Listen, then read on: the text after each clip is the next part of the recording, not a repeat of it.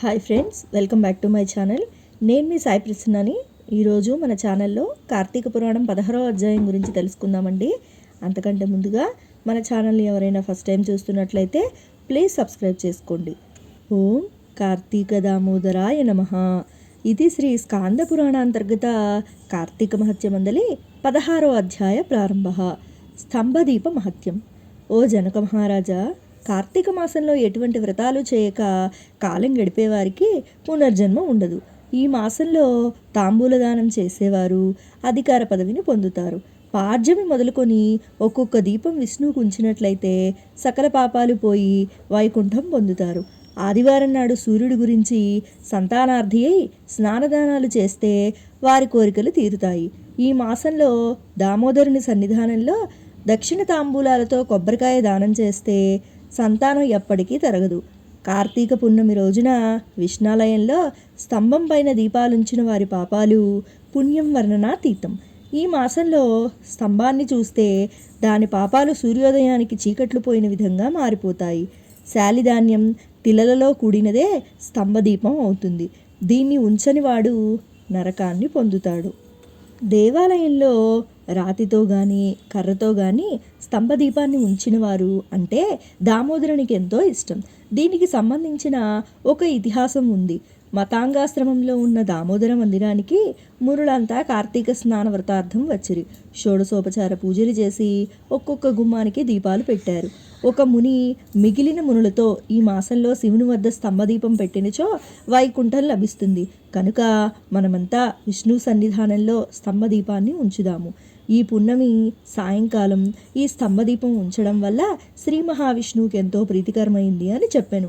అప్పుడు మిగిలిన మునులంతా అందుకు అంగీకరించి కొమ్ములు లేని మూడును పాతిపెట్టారు.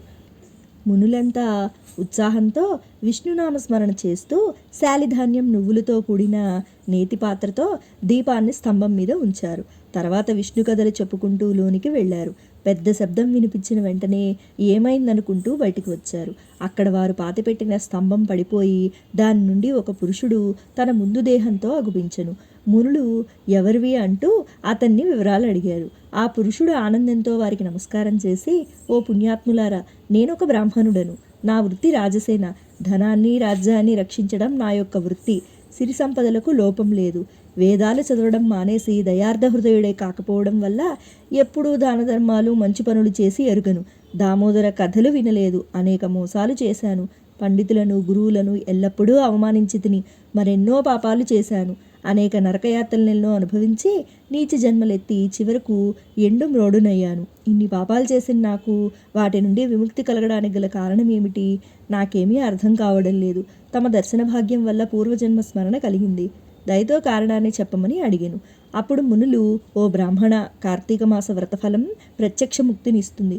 కొయ్యలకు మ్రోడులకు రాళ్లకు కష్టాలకు కూడా విముక్తి కలుగుతుంది. కార్తీక పౌర్ణమి ప్రత్యేకించి అన్ని పాపాలను హరిస్తుంది. స్తంభదీపాల మోక్షప్రద స్తంభదీపాన్ని పెట్టిన మూడుకు స్తంభదీప మోక్షం లభిస్తుంది అని మునులు చెప్పారు. అంతటా ఆ పురుషుడు, ఓ పుణ్యాత్ములారా, ఎంతో కష్టమైన ముక్తి ఏ విధంగా కలిగింది? మోక్ష సాధనమై జ్ఞానం ఎలా వస్తుంది? కర్మబంధాలు కలవటానికి కర్మబంధాలు తొలగిపోవడానికి కారణం ఏంటి? దయతో నాకు ఈ విషయాలు చెప్పమని ప్రాధేయపడ్డారు. అతని కోరికను మన్నించి సర్వజ్ఞుడైన ఒక ముని అతని ప్రశ్నలకు జవాబు చెప్పడం మొదలుపెట్టారు. ఓం కార్తీక దామోదరాయ నమః. ఇది శ్రీ స్కాంద పురాణాంతర్గత కార్తీక మహత్యమందలి 16వ అధ్యాయం సంపూర్ణం. ఈశ్వరుని కృపాకటాక్షులు మనందరిపై ఎల్లవేళ్లా ఉండాలని మనస్ఫూర్తిగా కోరుకుంటున్నానండి. సర్వే జన సుఖినో భవంతు. సర్వే సృజన సుఖినో భవంతు. ధన్యవాదాలు.